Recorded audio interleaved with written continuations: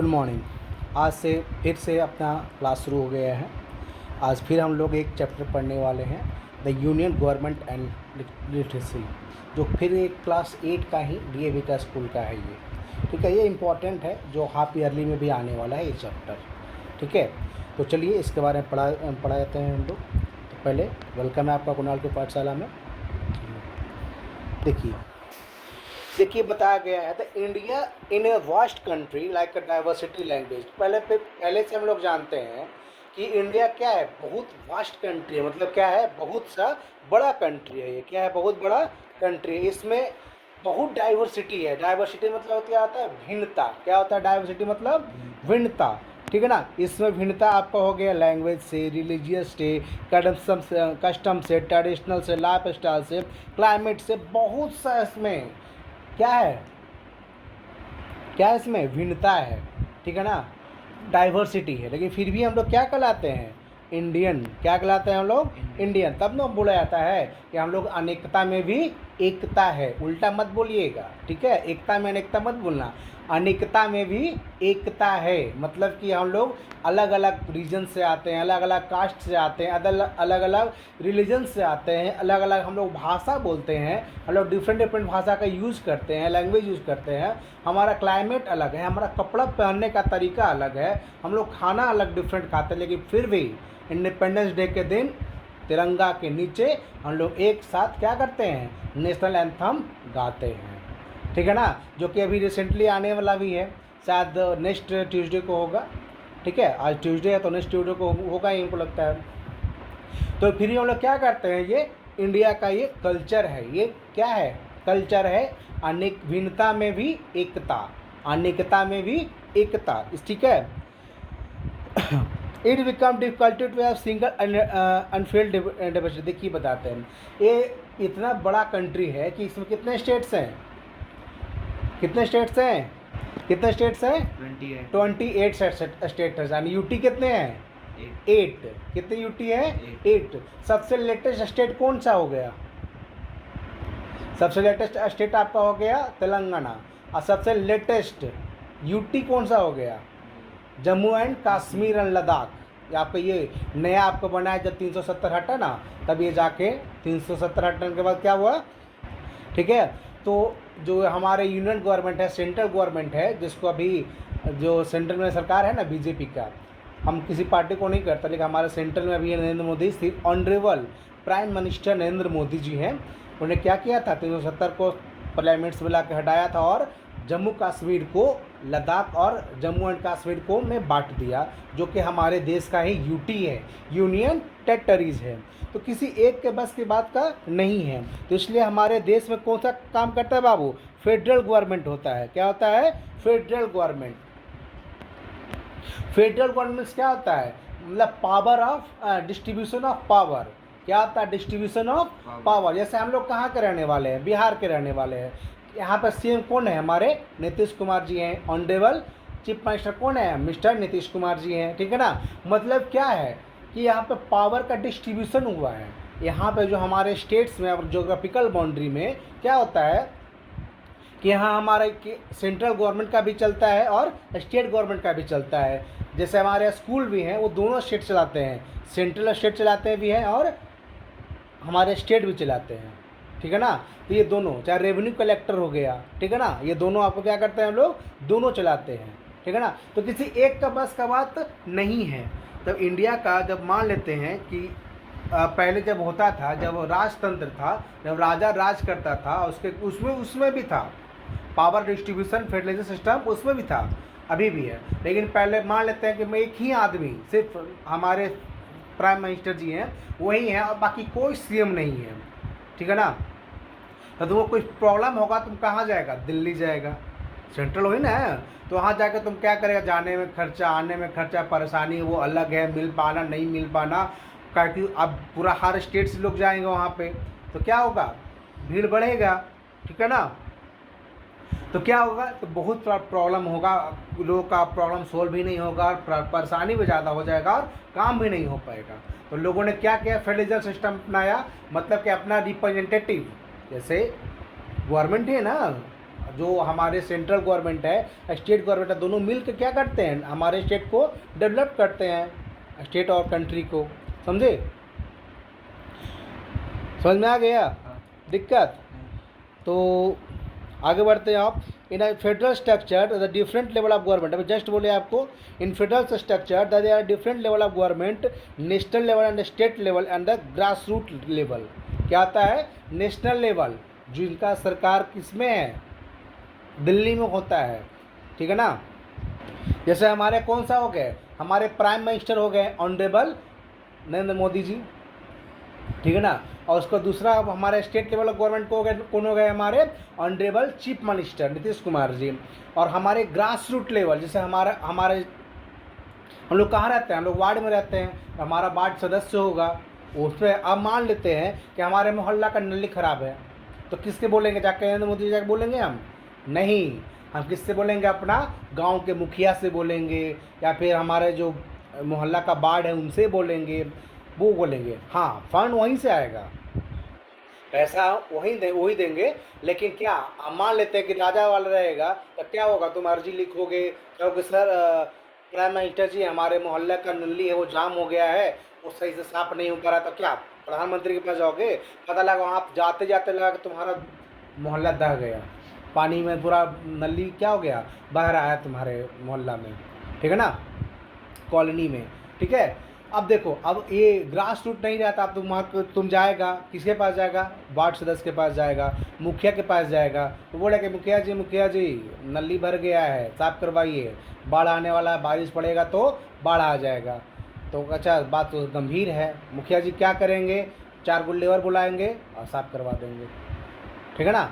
उनका फ्री में थोड़ी साफ कराएंगे, वो आसान थोड़ी कर रहे हैं हम पे, ठीक है ना, वो हम पे आसान नहीं कर रहे, उनका फंड आता है कि अपना गांव का देखभाल कीजिए, गली नली रास्ता है, पेड़ और सब उसका साफ कीजिए, ठीक है ना।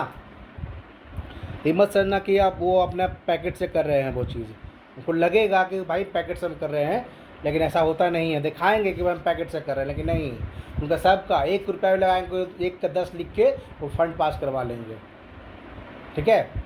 करप्शन तो यही तो है बाबू।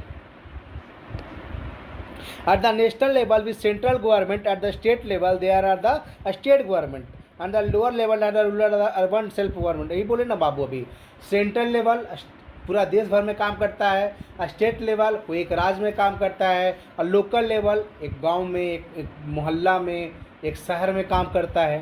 समझ में आ गया दिक्कत? अभी जस्ट तुमको बोले हम कि हमारे स्टेट में कितने हैं, 28 स्टेट्स हैं, और कितने यूटी हैं, 8 यूटी हैं, और सबका ये क्या होता है, हेड होता है, हेड गवर्नमेंट, ठीक है ना। समझ में आ गया दिक्कत? The most level of government in India, union government and the central government, जो सबसे पावरफुल होता है वो कौन सा होता है, सेंट्रल गवर्नमेंट या यूनियन गवर्नमेंट कहते हैं उसको। It is the called national government, उसको क्या कहते हैं, उसको नेशनल गवर्नमेंट कहते हैं। The union government has 3 organ, legislative, executive and judiciary, मतलब न्यायपालिका, कार्यपालिका और क्या बोल रहे थे पहले, कार्यपालिका, न्यायपालिका, क्या बोल रहे थे, कार्यपालिका, न्यायपालिका और एक विधायिका होता है। क्या होता है, कार्यपालिका, ये विधायिका, कार्यपालिका और न्यायपालिका। विधायिका मतलब विधायक जी लोग होते हैं, विधायिका वो काम करते हैं, एग्जीक्यूटिव रूल रेगुलेशन फॉलो कराते हैं, और लीडरशिप जैसे ये क्या हो गया, जो कानून व्यवस्था को पालन करते हैं। In this chapter we will study union legislature, हम लोग क्या करने हैं, the union legislature is the called the parliament या संसद। क्या करते हैं, पार्लियामेंट या फिर संसद, क्या कहते हैं। Indian parliament becomes bicameral and consist of 2 houses. Bicameral मतलब क्या होता है, 2 हाउसेस, ठीक है ना। एक होता है लोकसभा, एक होता है राज्यसभा। लोकसभा चुनाव आने वाला है अभी 24 में, है ना। लोकसभा का चुनाव होता है ना, union executive comprises the president of India and the union council minister head of the prime minister. देखिए, यूनियन एक्सिक्यूटिव कंपैरिजन का जो हेड होते हैं वो कौन होते हैं, हमारे राष्ट्रपति होते हैं, और जो क्या होते हैं, यूनियन काउंसिल के जो हेड होते हैं वो हमारे प्रधानमंत्री होते हैं, ठीक है ना। In the third organ in third organ judiciary the highest apex court of India the supreme court. और तीसरा क्या हो गया हमारा, न्यायपालिका जो सबसे हेड होता है वो कौन सा होता है हमारा, सुप्रीम कोर्ट होता है। कौन सा होता है हमारा, supreme court. It has the 33 जजेज head of the chief justice of India. 33 जज होते हैं वहाँ पे, वो भी हेड, सुपर सीनियर, सीनियर नहीं सुपर सीनियर, ठीक है ना।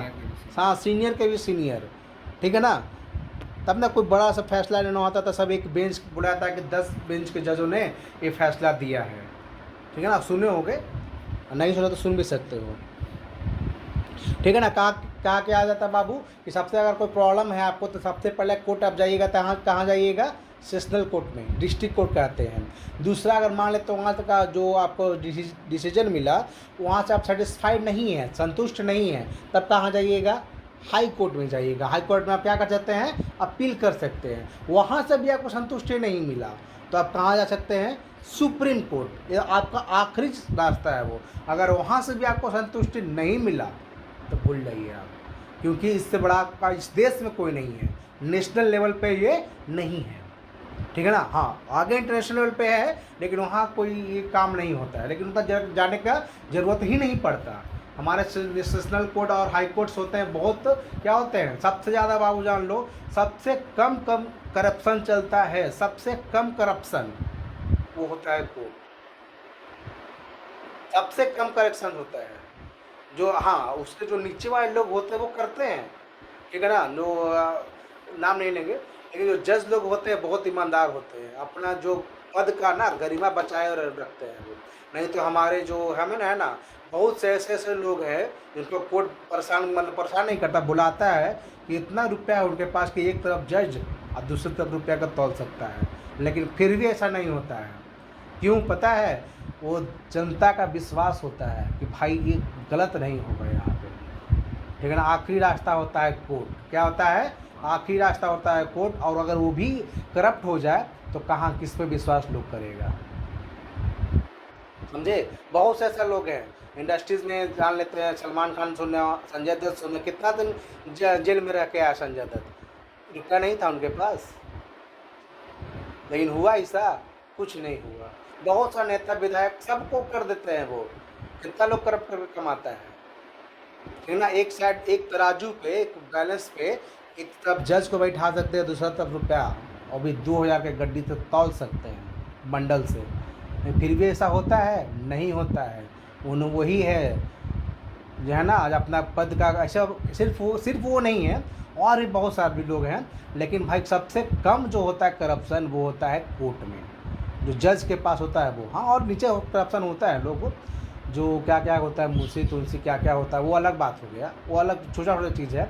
लेकिन न्यायपालिका में बहुत कम करप्शन होता है, समझे, किसी को भी नहीं बकसता है। The power of juris is more than anyone. हमारे सेशनल कोर्ट है ना, जो हमारे जो डिस्ट्रिक्ट मजिस्ट्रेट जो डीएम होता है ना, वो गलत होने पर उनको भी फटकार लगा सकते हैं। जैसे हमारे सुपरिटेंडेंट ऑफ पुलिस कप्तान कहते हैं, जिला पुलिस कप्तान, अगर कोई गलत हो रहा है तो वहाँ पे उनका भी क्लास लगा सकते हैं वो, समझे। उसका न्यायपालिका है, सुप्रीम कोर्ट में लॉ में बहुत पावर है। सुप्रीम कोर्ट चाहे वो सेशनल कोर्ट हो चाहे हाई कोर्ट्स हो, बहुत पावर है, किसी को भी सीधा कर सकता है। तो सुने हो ना बाबू कि एसपी से चाहे पुलिस से, दरोगा से एंड के बात कर रहा है, ठीक है ना, बदतमीजी से बात कर रहा है, तो सुने हो तो जज से एंड गया है तुरंत नाप देगा, वहीं पर जहाँ पर खड़ा वहाँ पर कोर्ट लगा देगा, तुम्हारा वहीं से जेल भेज देगा, सरकारी दामाद बना के, बॉडी मसाज फ्री है वहाँ। ठीक है, चलिए आगे बढ़ते हैं, क्लास में लेसन पे आते हैं। क्या है हमारा, यूनियन गवर्नमेंट, दिल्ली पार्लियामेंट, क्या होता है, पार्लियामेंट, इसमें लोकसभा एंड राज्यसभा होता है। दूसरा होता है स्टूडेंट्स, प्रेसिडेंट्स होते हैं जहाँ बैठते हैं। और तीसरा होता है हमारे कौन सा, ज्यूडिशरी, क्या होता है, ज्यूडिशरी, जहाँ पर चीफ जस्टिस ऑफ इंडियन 33 जजेस का बेंच होता है, समझे। जो 2020 से करीब ये डेटा लिया गया है कि 2020 के अकॉर्डिंग हमारी सुप्रीम कोर्ट के 33 जज हैं, वहाँ पे क्या है, हेड है। और भी उसमें जज होते हैं, ऐसा बात नहीं कि एक कोर्ट में एक ही जज होते हैं, बहुत से, ठीक है। तो आगे की पढ़ाई नेक्स्ट वीडियो में किया जाएगा, ठीक है। तो यहाँ तक इतना ही, टाइम की कमी के कारण हम लोग यहाँ तक रखते हैं। फिर आगे जानने के लिए नेक्स्ट वीडियो इंतज़ार कीजिए। Thank you. अगर अच्छा लगता है तो लाइक कीजिए, और दोस्तों को जानना बनाना चाहता है, इसका क्वेश्चन आंसर भी हम लास्ट में करवा देंगे, ठीक है। जो आपका कीवर्ड्स है, चाहे वो आपका fill in the blanks, match जो भी है, लास्ट में हम करवा देंगे, लेकिन फिलहाल अभी पढ़ लेते हैं उसके बाद। और ये हाफ ईयरली के जो है ना पर्पज़ से बहुत इंपॉर्टेंट चैप्टर्स है। तो ठीक है, बाय, थैंक यू।